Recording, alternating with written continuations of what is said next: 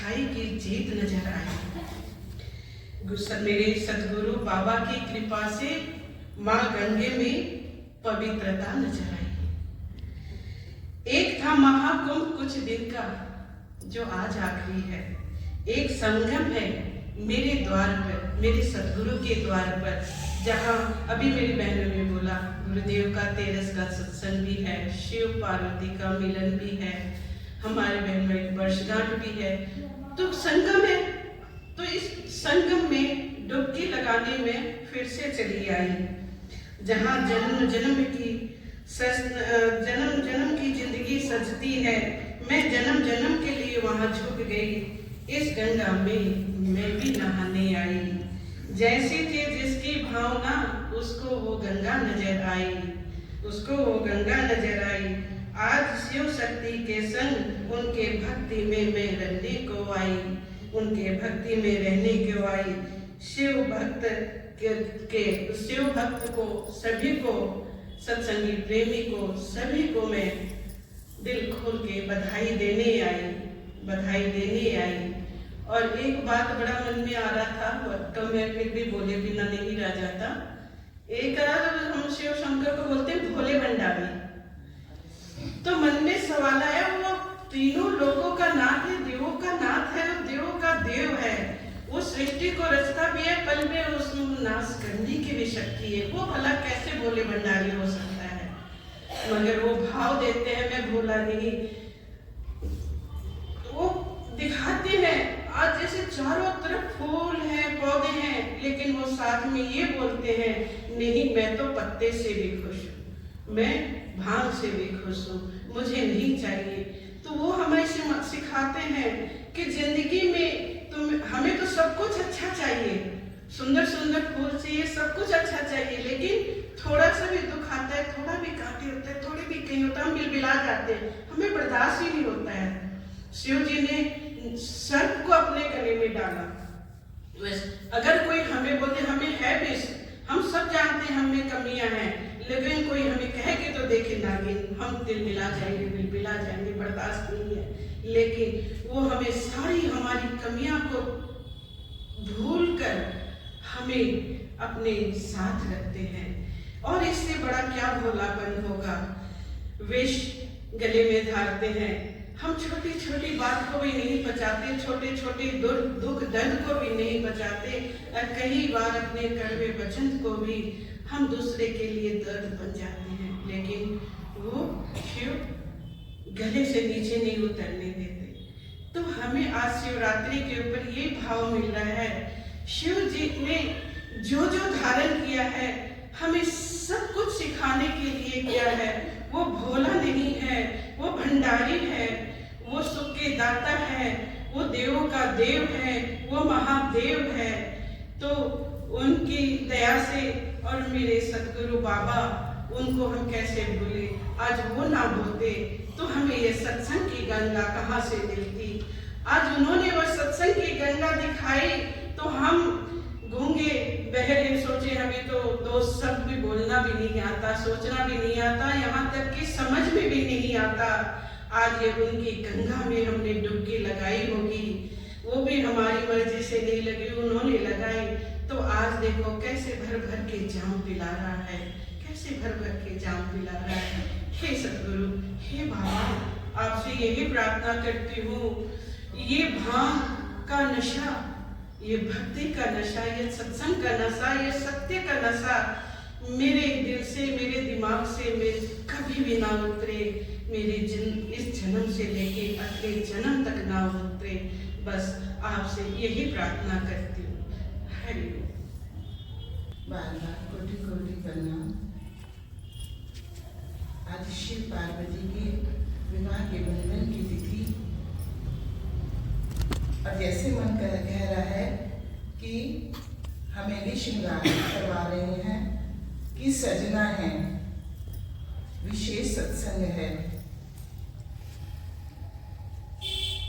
उनका श्रृंगार अद्भुत।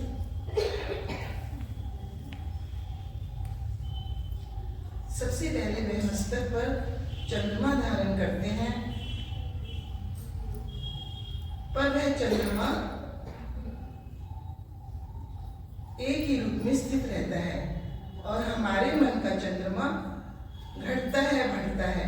तो यह हमें संदेश दे रहे हैं कि हमें भी अपने मन को एक ही रूप में स्थित रखना चाहिए। चंद्रमा मन का प्रतीक है। फिर कैसा श्रृंगार? उनके हाथों में त्रिशूल, जो कहते हैं कि सत रज और तम के भाव में सम रहना चाहिए। और जो हमारी इंगला पिंगला सुषुम्ना नाड़ी है उनको भी सम भाव में रहना चाहिए। कैसे श्रृंगार भी दिखा रहे हैं और हमें सिखा भी रहे हैं कि जीवन में कैसा इस श्रृंगार के साथ बनना है और सुंदर लगना है। मस्तक पे गंगा क्या कहती है कि जीवन में भाव की गंगा बहानी है, संत का संग पाकर विकार को किनारे पे रखना है। और क्या कहते हैं उनका श्रृंगार? गले में रुद्राक्ष की माला, जो कहती है कि हमेशा पॉजिटिव रहना है, नेगेटिविटी से दूर रहना है। और गले में सर्पों की माला, एक सर्प जो होते हैं कुंडली लगा कर बैठते हैं जो गले में है। तो कहते हैं कि हमारे भी देह में जो चक्र है वह मूलाधार चक्र से कुंडली बनकर है और उस चक्र को हमें सुषुम्ना नाड़ी तक ले जाना है। हमें अपनी चेतना को ऊर्ध्वगामी बनाना है, नीचे की ओर नहीं रखना है। ऐसा इनका श्रृंगार है। फिर है भभूत लगाई हुई है। तो कैसे कहते हैं? वो भी एक उनके श्रृंगार का भाग है। कहते हैं कैसे तुम्हें अपने संसार के विषयों को, जो कि हमें बहुत सुंदर लगते हैं, लुभाते हैं, कि उन्हें हमें श्रृंगार करते हुए भी कैसे भभूत रूप में लेना है कि श्रृंगार भी करना है पर उसमें मोह नहीं रखना है। फिर आगे कहते हैं, आगे उनके श्रृंगार में क्या आता है? नंदी, जो शांति का प्रतीक है, जो उनके संग रहता है कि हमें भी जीवन में शांति, धैर्य, संतोष रखना है, उसके साथ चलना है। और क्या है उनके श्रृंगार में?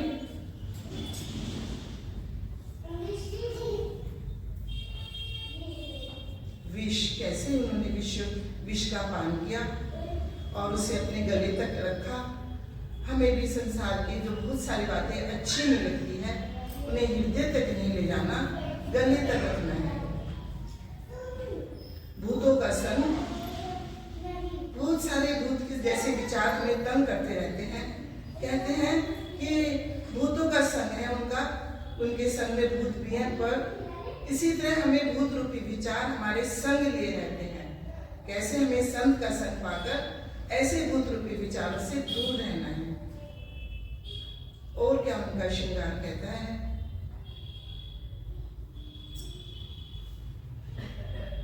कि कैसे हमें अपने जीवन में किन वस्तुओं का संग लेना है, कैसे उनसे जागृत अवस्था में रहना है, ध्यान के द्वारा, साधना के द्वारा अपने मन को एकाग्र रखना है। कि कहा हमने सुबह पूजा की बहुत सारी चीजों से, पर हमारा मन उन वस्तुओं से पूजा करते हुए भी संत के भाव में रहा कि हमें अपने को आनंद लेना है, इनसे अभाव नहीं लेना है, प्रेम से पूजा करनी है, पर कर्म योगी नहीं बनना है, भाव योगी बनना है, आनंद लेना है इस श्रृंगार से, इन वस्तुओं से, पर उसमें खोना नहीं है। सदगुरु ही हमें इस तरह के भाव लेना सिखाते हैं, अपना संग देकर, वाणी का संग देकर। नहीं तो हम कुछ और ही चीजों का भाव लेते थे।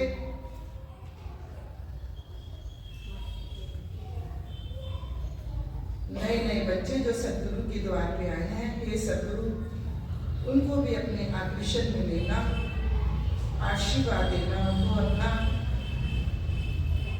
अपने संग रखना, उनको लुभाना अपने आकर्षण में कि वो यहाँ बैठ जाए, आना सीख जाए। भाव लेना सीखे। यही सतगुरु से प्रार्थना है कि ये सतगुरुदेव हमें अपने योग्य बनाना, अच्छा श्रृंगार देना हमें। जय गुरुदेव। शिवरात्रि मिलन की, संगम की, बच्चों की फर्स्ट एनिवर्सरी संगम है और भक्त और भगवान के मिलन की। जन्म हुआ तो इसीलिए तो हुआ कि मिलन हो, संगम हो, और महाकुंभ वो भी संगम का। न गम हो जहां, असंगी का संग हो जहां, वही संगम। जना जना नहाया है, जिससे पूछो उसी ने डुबकी लगाई है। इलाहाबाद में या भावगंगा में। हमें भी दिया गुरुदेव ने अवसर। ये तो नहीं कह सकते कि चाहते नहीं थे, परंतु ऊपर से लगता था कि चाहते नहीं। मन के किसी कोने में जरूर कहीं होती है कोई चाह, तभी वह पहचानता है। और जैसे बोलते हैं ना कि बाल भर भी रहने नहीं देगा, हर कोना कोना साफ करता है। फ्लाइट में देखा ऊपर से वो नजारा कि फ्लाइट भी अपना प्रोटोकॉल छोड़ रही है। एयरलाइंस 2 राउंड लगाती हैं, पूरी लाइट पूरा नजारा दिखाती है। मन में भाव आया कि तुम तो यहीं से देखते हो सब ये नीचे खेल चलता हुआ, ट्रैफिक जाम लगते हुए और लोगों का सैलाब उमड़ता हुआ। ऐसे हमारे हृदय का भाव भी तो दिखता होगा तुम्हें उमड़ता हुआ। ये जो तुम्हारी भाव गंगा है, इसी में तो सब संगम चाहते हैं।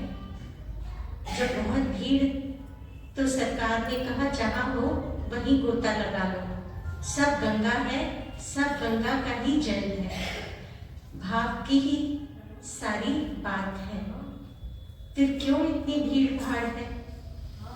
वहां जाकर संगम पर जाने का अवसर मिला कि बोट में बैठो और उस जगह पहुंचो जहां पर तीनों मिलकर गंगा यमुना सरस्वती का मिलन हो। कोई घाट नहीं है वहां, किसी की बाट नहीं है वहां, कोई घाट भी नहीं है वहां। वहां पर तो गुरुदेव की हाट सजी हुई है। इतना अपूर्व अनुपम अनुभव देते हैं कि लगा कौन चला रहा है। कोई वॉलेंटियर नहीं है, कोई पुलिस नहीं है, कोई प्रचारक नहीं है, कोई सुधारक नहीं है, कोई उसको चलाने वाला नहीं है। और फिर भी सब कुछ इतना सुचारू सुव्यवस्थित कोई तो चला रहा है जो नजर नहीं आ रहा है। ऊपर से देखो तो नजारा साफ नजर आ रहा है। सब अपने आप ही उसमें बस हो रहा है, जैसे अपने हृदय के अंदर भी बस सब कुछ हो रहा है। अंदर स्नान हो रहा है कि कोई सूखा ही आ रहा है और जा रहा है बरसों बरस, कौन जाने। ये तो मैं जानूं या मेरा जानूं। आज शिवरात्रि का दिन और सब भाव एकदम एकाकार होते हुए लग रहे हैं कि शाही स्नान करें। राही को जब राह मिली तो उसकी यही शाही बस की स्याही मिट जाए। इस हृदय पर जो कलुषित विचार हैं वो हट जाए तो डुबकी लगी। जो भी ऊपर ऊपर का है वही अंदर भर का भी है। कुछ अलग ही नहीं है, 2 है ही नहीं, 3 है ही नहीं। तीनों धार मिलके एक और त्रिपुटी जब मिले तो संगम कि ध्याता ध्यान और ध्येय, ज्ञाता ज्ञान और ज्ञेय सब कुछ एक हो जाए। अभी तक तो हम दो को ही नहीं पहचान पाए तो तीन की बात केवल बखान के लिए नहीं, बात सुनना केवल श्रोता बनकर नहीं। वाचक नहीं बनना, श्रोता नहीं बनना। श्रोता तो वो जिसकी सुरता जान जाए, और वाचक वो जिसके अंदर जो बोले वो पहले ही उतर जाए। तो गुरुदेव हम सब पर ऐसी कृपा करें कि आज जो प्रणव और शिल्पा, इनकी शादी की पहली वर्षगांठ है। प्रणव परमेश्वर और शिल्पा जिसका निर्माण किया जाता है कि यह जो प्रणव है वो निर्माण करता है। प्रणव पहले संहार करता है, क्योंकि बनाने के लिए मिटाना भी तो जरूरी है। जो खंडहर खड़ा हुआ है उसको गिराना भी तो जरूरी है। जो पहले के ज्ञान के संस्कार, माँ की चेतना की वाणियां, जैसे अभी सुना था हमने कि वो लिख रहे हैं, कोई सुन रहा है, कोई भेज रहा है, सब मिलकर अपने आप हो रहा है और एक रूप लेकर सामने आएगा। तो जो उसी में माँ ने कहा कि ज्ञान कूड़ा इकट्ठा कर लिया और जीवन भर गधा बनकर उसका बोझा ढोया, ऐसा ज्ञान नहीं। 2.5 अक्षर प्रेम का पढ़े सो पंडित, पंडित ना कहलाए बस प्रेमी हो जाए। आज शिवरात्रि पर हमारे जीवन की रात्रि दिवस में बदल जाए। जो जगाया तुमने तो फिर ना सो पाए। जय गुरुदेव। और बच्चों के वर्षगांठ का भी उत्सव है।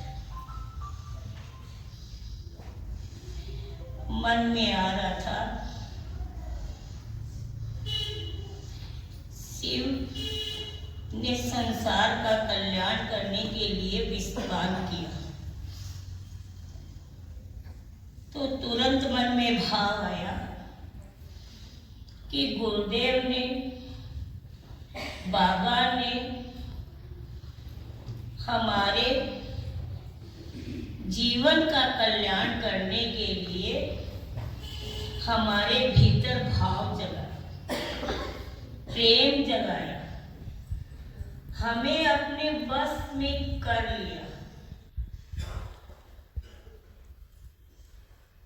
हम उसके वशीभूत होकर प्रेम में संग कर दौड़े दौड़े चले आते हैं। शिव ने आग, धतूरा, ये सब भांग, ये सब नशा किया, लेकिन हमारे गुरुदेव बाबा ने हमारे ऊपर एक भाव का नशा चढ़ा दिया, एक प्रेम का नशा चढ़ा दिया। हम नहीं जानते थे सूक्ष्म क्या है, स्थूल क्या है, आवरण क्या है। हमें आकर ये सब जानकारी हुई और हमें तो वो बैठे बैठे रोज भाव की भंग पिलाता है, प्रेम में सलाता है और उसके वशीभूत होकर हम उसकी थिरकन पे नाचते हैं। उसके प्रेम में सम जाते हैं। जब उसका प्रेम भीतर आता है तो कुछ दिखता नहीं, बस उसका प्रेम ही प्रेम नजर आता है। अभी हम चेतना की वाणी लिख रहे हैं तो उसके अंदर आया था कि भाव का नशा नहीं चढ़ा तो वो शिव नहीं चढ़ा, वो शिव नहीं है।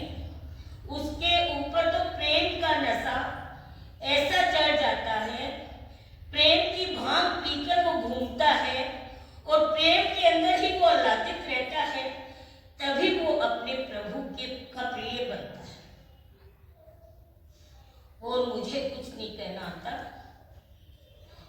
बस मैं तो यही कहूंगी कि गुरुदेव मुझे उस नशे में चूर कर दो कि मैं आपके प्रेम की भांग पी पीकर प्रेम दीवानी बन जाऊं, मस्तानी बन जाऊं, जैसे मीरा ने कृष्ण जहर का प्याला पिया वो भी अमृत बन गया।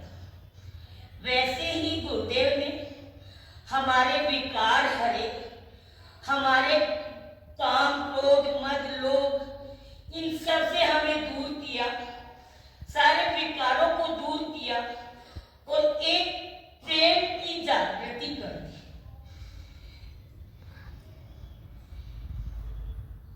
उसका प्रेम आज हमारे हृदय में पल रहा है और जितने भी ये भक्तगण बैठे हुए हैं आज उन्होंने इस उत्सव का आनंद बढ़ाया है। उनके लिए मैं बहुत बहुत आभारी हूँ जिन्होंने इस उत्सव के ऊपर मुझे प्रोत्साहन देकर और आगे बढ़ाया।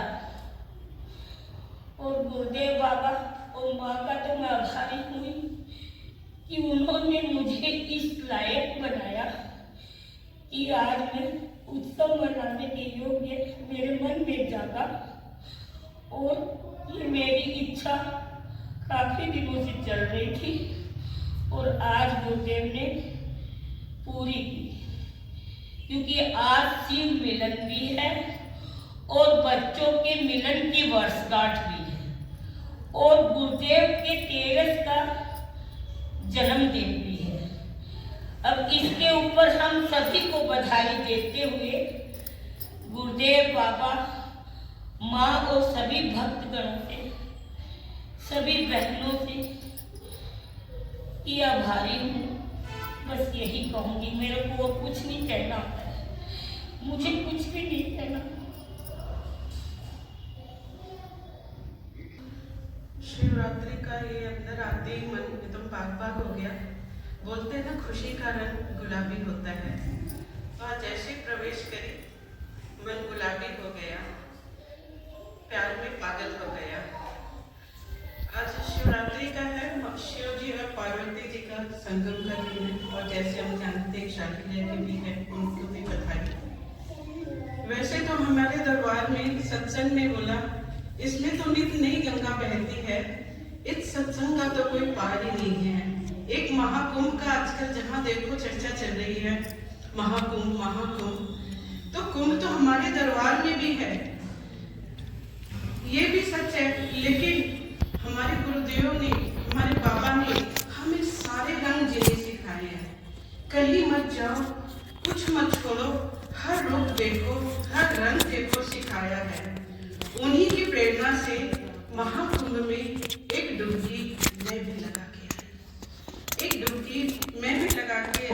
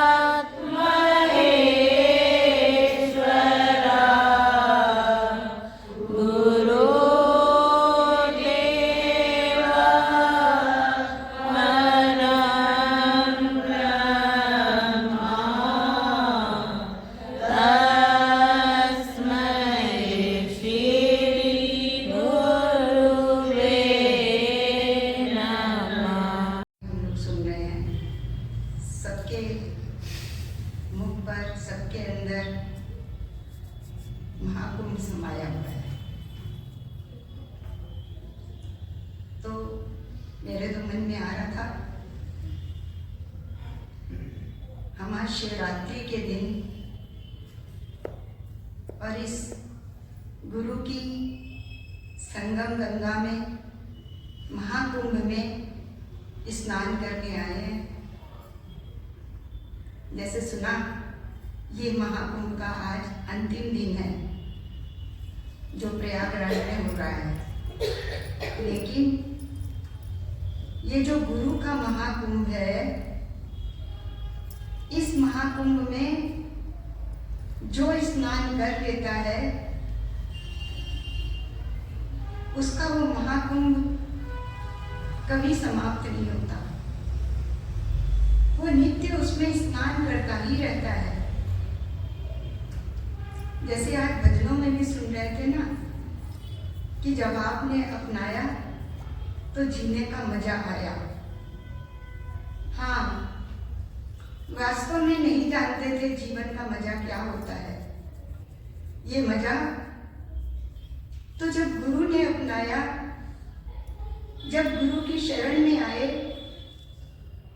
तभी ये मजा, ये आनंद हमने पाया, जिसको हम सिर्फ सुनते थे, पढ़ते थे, लेकिन उसका अनुभव हम नहीं पा पाते थे। आज प्रभु बोला, दादी मंदिर में चलोगी? मैंने कहा चलो, चलेंगे। फिर एक लोटा बनाया पंचामृत का। मैंने कहा चलो। फिर हम दादी पोता मंदिर चले गए। मंदिर में जाके देखा बहुत लंबी लाइन लग रही है। लाइन में लग गए। हमने कहा मंदिर में आके बेईमानी नहीं करनी, अपने नंबर से ही जाना है। फिर देखा कि लोग कितनी माला, फूल, प्रसाद, धूप, दीप सब लेके आ रहे हैं। तो मन में आया मैं तो कुछ भी नहीं लाई। हे प्रभु, मेरे पास तो कुछ भी नहीं है पूजा की सामग्री। मैं तुम्हारी कैसे पूजा करूंगी? मैं तुम्हें कैसे प्रसन्न करूंगी? मैं तुम्हें कैसे रिझाऊंगी? फिर चलो, दूध से स्नान कराया शिव पिंडी को। तो मन में आया कि मैं तो अपने गुरुदेव का अभिषेक करा रही हूँ, उनको दुग्ध से स्नान करा रही हूँ। और ये लगा, हे सदगुरु, हे शिव रूप सदगुरु, मेरे हृदय को भी इतना धवल उज्जवल बना देना। बस मेरे पास कोई पुजापा नहीं, सिर्फ ये बच्चा मुझे लेके मंदिर में आ गया। नहीं तो मुझे तो लगता है कि मेरे इस सदन से बड़ा शायद दुनिया में कोई मंदिर नहीं, तो शायद मैं जाती भी नहीं। लेकिन उनका बुलावा था, बहुत अच्छा लगा जाके कि हमने तो अपना दिल चढ़ा दिया। कहते हैं सब लोग बैंक में अपने अकाउंट खोलते रहते हैं कि अकाउंट खोल दो और उसमें धीरे धीरे धीरे धीरे अपना पैसा, अपना धन जमा कराते रहो। अब उसमें जो पैसा जमा हो जाता है वो समय पर हमारे अड़ी बिड़ी में किसी भी समय हमें काम आ जाता है, हम उसे निकाल लेते हैं। तो मन में आया कि ये सदगुरु के चरणों में जिसका अकाउंट खुल जाता है, जो उसके चरणों में आके अपना अकाउंट खोल देता है, उसमें जो धन धीरे धीरे जमा होता है, स्थूल के खातों का धन तो खाली इस जन्म में, इस जीवन में ही काम आता है। लेकिन जो गुरु के बैंक में, उनके चरणों में जो अकाउंट खुल जाता है जिसका, वो धन दिनों दिन बढ़ता ही जाता है और हमें पता भी नहीं चलता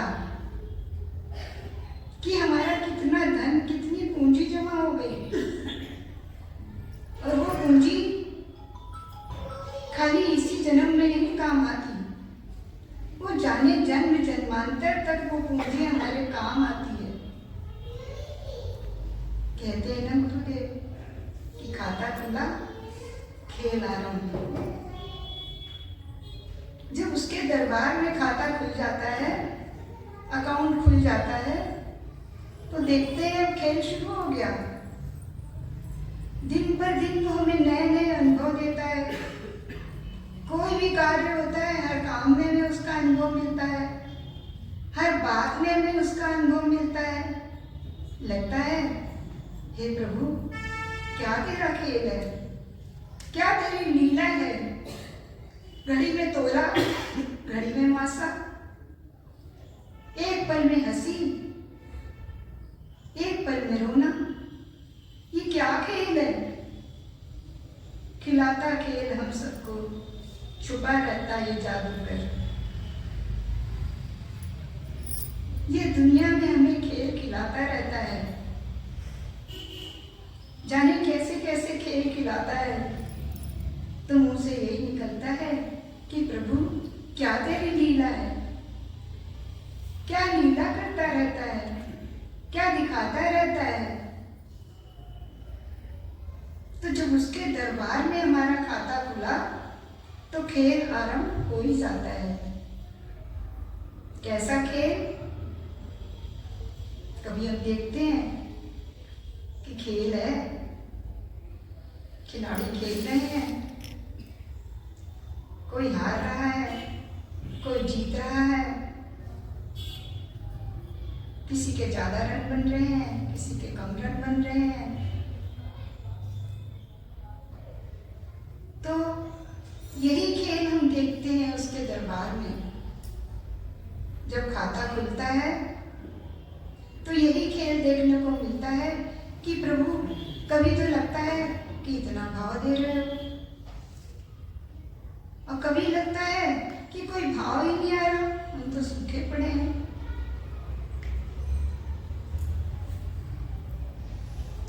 कभी लगता है इतना आनंद, ये कहाँ से है? ये गुरु की कृपा से है, ये गुरु का प्रसाद है जो हमें मिल रहा है। क्योंकि कहते हैं ना, मृत के लिए अमृत, ये तेरी दया। हम तो मृत के समान ही जीवन जी रहे थे। उसने तो जिला दिया हमें बहुत पहले, लेकिन हम पहले उसकी शरण में आने से पहले मृत के समान ही थे, एक मुर्दे के समान ही थे। लेकिन उसकी वाणी ने, उसके भाव ने, उसके प्रेम ने मुर्दे में जान डाल दी, मुर्दे में प्राण डाल दिए। ये मुर्दा जीवित हो उठा।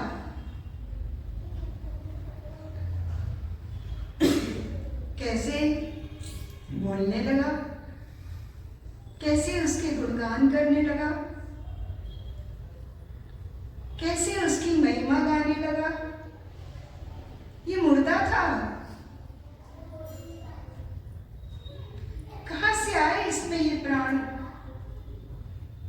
कोई तो है ऐसा प्राणदाता जो सबको प्राण देता है।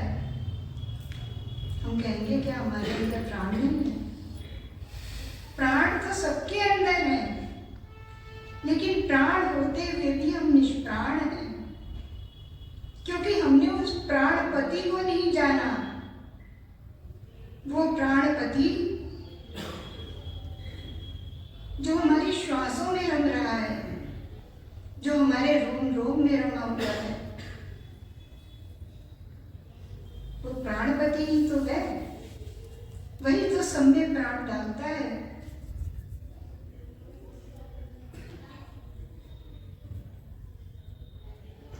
मुर्दा कौन? कहते हैं जो मुद मुदिता को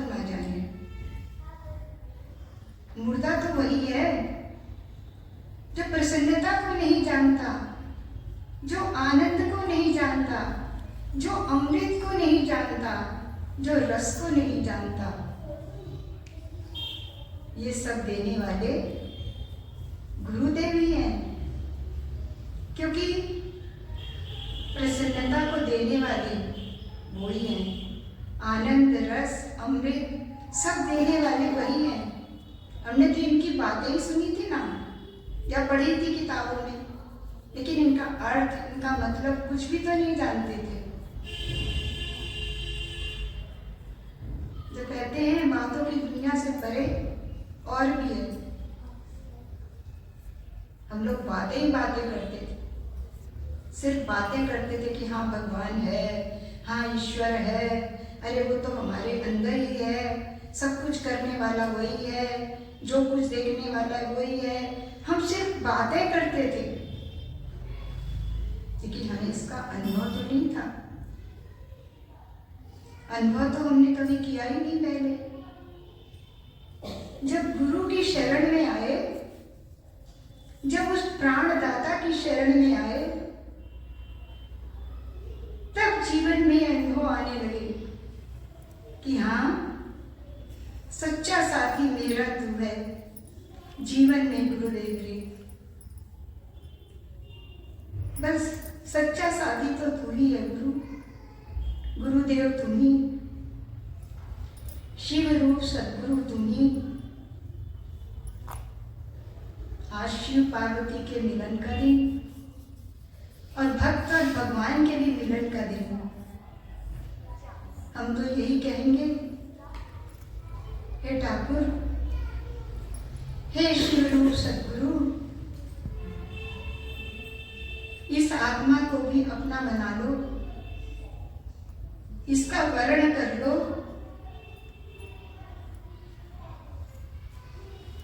इसको भी अपनी अर्धांगिनी बना लो। हे शिव रूप सदगुरु, बस आपसे यही प्रार्थना करती हूँ। इधर बैठे हुए शिव स्वरूप को नमन करते हैं।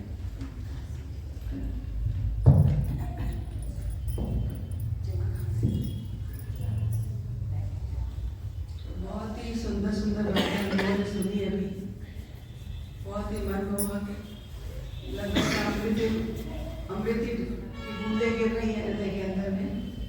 बहुत सुंदर भजन हुए, बहुत अच्छा लग रहा था।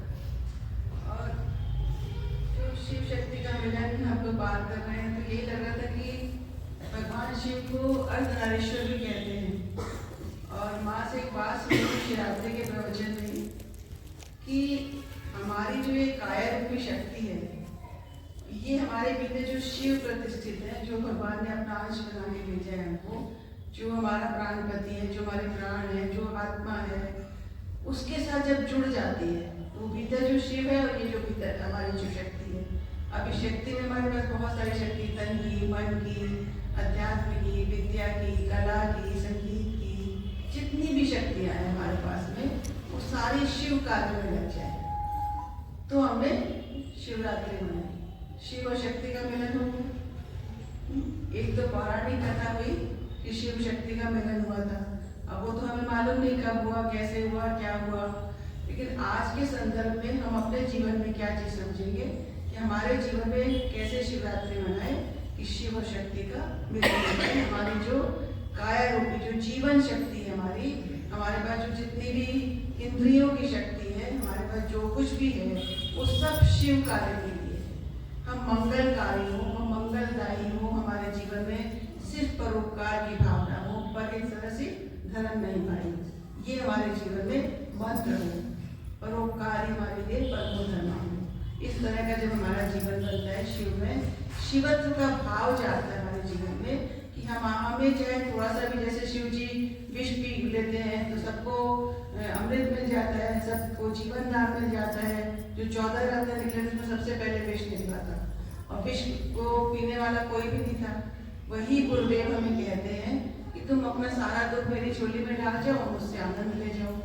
जब से गुरुदेव की शरण में आए हैं, बचपन में तो शिव जी की पूजा हम लोगों ने बहुत की, लेकिन गुरुदेव की शरण में आने के बाद में कभी भी नहीं की, कभी भी मंदिर नहीं गए, कभी भी बोले तुमको अपना लिया तो दूसरा देव मनाना क्या, अपने आप हो गया। कोई मुझे कोई कहानी किया कि आप नहीं करो या नहीं जाओ, या एक आध बार जब कभी कुछ ऐसा करने का अवसर मिला तो यूं ही लगा कि मैं अपने ऊपर जल चढ़ा रही हूँ, मेरे ही भीतर बैठा जो शिव है उस पर ही मैं जल चढ़ा रही हूँ, क्योंकि मेरा शिवत्व भाव मेरे भीतर में है, मेरी चेतना मेरे भीतर में है, उसी पे जल चढ़ा रही हूँ।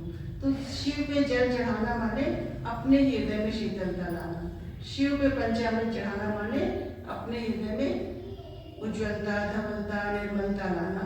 जो दूध सफेद होता है, दही सफेद होता है, सुंदर होता है, पवित्र होता है, अपने भीतर पवित्रता लाना हमारे जीवन के वो भाव, उनके वो आग धतूरा चढ़ाना माने अपने भीतर के जितने भी विषय विकार है, दुख दैन्य है, चिंता है, उसको चढ़ा देना। कोई खोज खोज के नहीं लाना है धतूरा और पत्री और बेल को। कहते ना तुम्हें बेल चढ़ाऊं, मुझे बेल नहीं, मुझे तो दिलों का बेल पसंद है। ऐसा जीवन हमारा बने कि हम सबसे प्रेम करें। शिव जी ने तो सुर असुर सबको धारण किया, सबके लिए उन्होंने अपने आप को सबको गले लगाया, चाहे भूत आए, चाहे प्रेत आए, चाहे राक्षस आए, चाहे देव आए, चाहे दानव आए, सबको जगह दी। वैसे हमें अपने जीवन में सबको जगह देनी, सबके साथ में प्रेम करना है, किसी को भी तुत्कारना नहीं है, कोई के अंदर में बुराई नहीं देखनी, सबके साथ में एक मिलकर रहना है। और जिन भूतों को मतलब हमारा जो ये पंचभूतों जो शरीर पर है, तो हम सब भूत हैं। भूत कोई ये नहीं कि जो उनकी आंखें ऐसी वैसी हैं, या मुंह बड़े हैं, या बाल बड़े हैं, या दांत बड़े हैं, जो हम लोग पिक्चरों में देखते हैं, वैसा कोई नहीं है। हम सभी तो भूत हैं। भूतेश जैसे उधर वो भगवान जो है हमारे सबको मालिक है, हम सबको वो अपनाता है, सब जीवों को अपनाता है, बिना समभाव से अपनाता है। उसको बोलते थे समता विषमता में उसने कोई भेद नहीं रखा, विष को भी अमृत कर लिया, ये समता हुई। ऐसा जीवन जो है सदगुरु शिव हमें सिखाते हैं, और यही जीवन हमें सदगुरु ने साक्षात दिखाया। एक तो हमने कहानियां सुनी शिव जी की कि शिव जी ने ऐसा किया, पार्वती जी ने ऐसा किया, एक हमने साक्षात अपने जीवन में शिव स्वरूप सदगुरु को पाया और उनके भीतर चीजों को देखा, माँ के रूप में देखा। मतलब जो अव्यक्त परमात्मा, जो निराकार परमात्मा है, वो सदगुरु बन करके, सदगुरु का मुख बन करके हम सबके जीवन में दिशा ले रहा है, हमें बता रहे हैं कैसे चलना है, कैसे करना है। जैसे हमने अभी श्रृंगार की बहुत सारी बातें सुनी कि हमारा धन जो है वो ईमानदारी से कमाया हुआ हो। पूजा पाठ तो हम नहीं लेके गए, लेकिन हम अपने भीतर के भाव से पूजा कर रहे हैं उसकी। हमारे भीतर जो शिवत्व भाव जा गया, हम सबकी जो हेल्प करने की कोई भावना आ गई, जहाँ वहाँ पे चूके नहीं करनी थी। अपने जीवन में हमारे अंदर में ये भाव बना रहे, चाहे कैसी भी चीजें हमें मिले, चाहे सर्प मिले, चाहे कुछ भी मिले, लेकिन हम सबको अपने आप में गले लगाए, सबके साथ में फिर मिल करके रहे। यही हमें शिव पार्वती सिखाते हैं, और पार्वती हमें दृढ़ता सिखाती हैं। और शिव का जन्म का दिन भी आज ही माना जाता है, क्योंकि कभी हम लोगों ने किसी भी शास्त्र में नहीं पढ़ा कि शिव जी का जन्म कब हुआ, किससे हुआ, तो वो स्वयंभू है। तो मुझे लगता है कि जैसे हमारे भीतर से शिवत्व का भाव जाग गया, माने हमने शिव को जन्म दे दिया। तो जिस दिन हमारे जीवन से विकारों का अंधकार कहें, या चिंताओं का अंधकार कहें, या अज्ञान का अंधकार कहें, ज्ञान की रात्रि कहें, वो विदा हो जाती है और ज्ञान का सूर्य हमारे जीवन में उदय हो जाता है सदगुरु की कृपा से। उसी दिन हमारे जीवन की शिवरात्रि है, उसी दिन हमारा जीवन जो है मंगलदायी और मंगलकारी हो जाता है, और मंगल कार्यों में लग जाता है। जन जन के मंगल में मन को गला, यही सदगुरु हमें संदेश देते हैं, यही शिव स्वरूप सदगुरु जी हमें संदेश देते हैं, शिव भगवान भी संदेश ही देते हैं। और संग कर तो शंकर, नहीं तो जग कंकर, ये गुरुदेव कहते हैं। तो माने जो हमने सदगुरु का संग किया, जो हमने सत्संग की गंगा में डुबकी लगाई, उसी से हमारे जीवन में शिवत्व जागता है। नहीं तो संसार में जैसे सड़क पे कंकर पड़े रहते हैं और ठोकर लगते रहती है। एक तो पत्थर होता है जो मंदिर में पूजित होता है, एक पत्थर होता है जो सड़क पे पड़ा हुआ कंकर, उसकी ठोकर लगती रहती है। तो जब हमारा संग सतगुरु के साथ हो जाता है, तो यही जीवन शिव भाव को धारण कर लेता है। और यही जीवन जब सिर्फ संसार में रहता है, संसार को सम्मुख रखता है, तो ये जीवन कंकड़ के जैसा हो जाता है। अब हमें चुनाव करना है कि हमें कंकड़ बनना है कि शंकर बनना है। आपका अपना चुनाव है, कोई जबरदस्ती नहीं है किसी के साथ में। सोच लो क्या बनना है। आज का बच्चों की शादी का सत्संग है, हम फर्स्ट पार्ट का सत्संग नहीं करेंगे। विवाह के समय में कारणों से सत्संग नहीं हो पाया था, उसके आसपास में विवाह जब हुआ था, तो आज हो रहा है वो सत्संग। थोड़ा डिले हो गया, लेकिन सत्संग विवाह का है और प्रणव और शिल्पा की विवाह की वर्षगांठ भी है और उनका सत्संग भी है। विवाह का सत्संग पक्ष में कृतज्ञता अर्पण करने के लिए कि सदगुरु ने हमारे जीवन में खुशी दी है, इसका सत्संग है आज। तो सारे सत्संगी परिवार के ओर से ढेर सारा प्यार और आशीर्वाद दोनों को, बाबा और माँ की, गुरुदेव की कृपा बनी रहे, वरदस्त बना रहे, दिल के दामन में खुशियों के फूल खिलते रहे, दिल के दामन में खुशियों के फूल खिलते रहे।